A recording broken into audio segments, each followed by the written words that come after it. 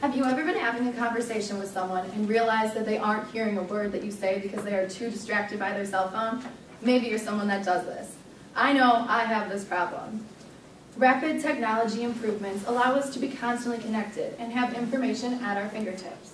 While this is super beneficial and the efficiency has helped the workplace, the education world, and even helped personal relationships, it's important to recognize the increasing negative effects that this has as well. The availability of the internet and the ability to instantly communicate consequently hinders the skills of face-to-face conversation and causes a variety of constant disruptions in everyday life.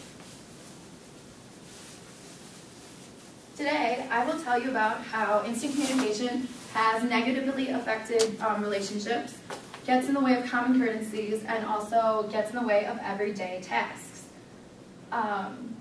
One of the major consequences is how it has hurt face-to-face conversation, and we often see things like this, where there's people sitting next to each other, yet they're just glued to their phone, not really genuinely interacting with each other.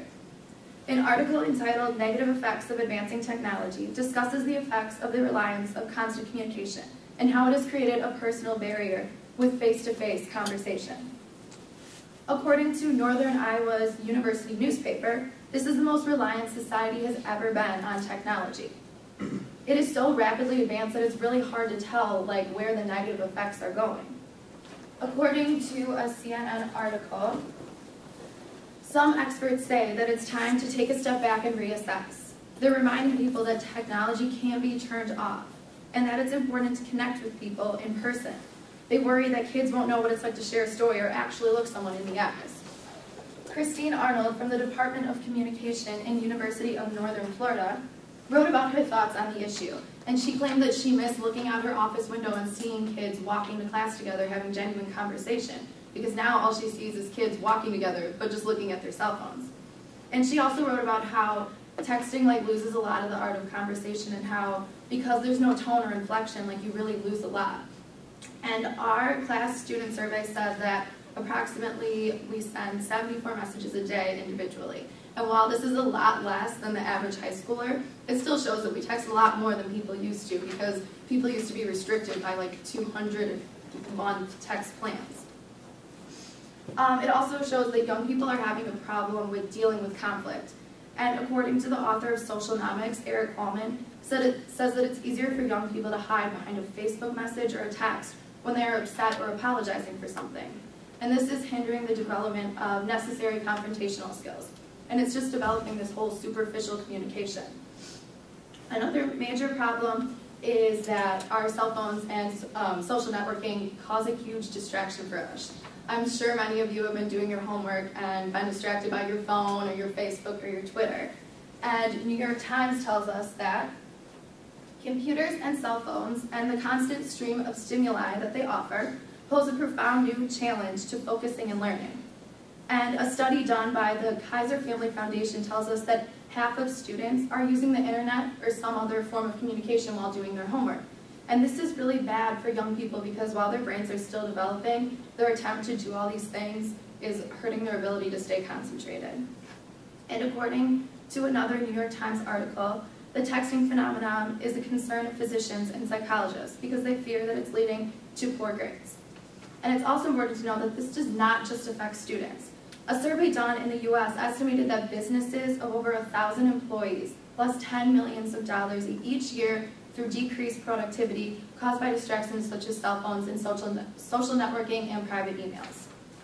So this proves that instant communication can only help when it's used productively and in the right way. So for solution possibilities, I am not suggesting that there should be any serious restrictions against instant communication, but I do think that there are ways in which we can hinder the problem. For our generation, it starts with a lot of personal decision-making, like putting your phone away while you're doing your homework, or turning your phone off when you're in public places where cell phones can be a distraction. Because that just has to do a lot to do with common courtesies, and when you're having a conversation with someone, don't be texting your friend, have the real genuine conversation. Certain places, such as restaurants and country clubs, have already put a ban on cell phone use. And this is to like promote an environment of personal conversation where like our society still values those sorts of things. And more restaurants or public places should do this, because I think this is like a very important value for our societies to still have. There could be greater plans of actions for both schools and the workplace. So for schools, I think it would be a really good idea for middle schools and high schools to hold programs that like inform parents on the negative effects that their children's cell phones could have on their communication skills and how it can hurt their grades and all of that. And it should also teach them like ways to like limit their children's cell phone use without being like the lame parents who don't let their kids have cell phones. Also, businesses should set aside hours for no cell phone use for things where like people get distracted by their cell phones to ensure productivity and that sort of thing. While there are so many benefits to instant communication, such as having information at the click of a button and keeping in contact with people we wouldn't normally keep in contact with, we need to realize that who wants a world where everyone is hiding behind a computer or a cell phone? Schools and workplace and other public places should use some of the solutions I presented. Society must use instant communication to its advantage while also encouraging face-to-face interaction in order for high-quality relationships and to enhance the productivity in everyday life. Thank you.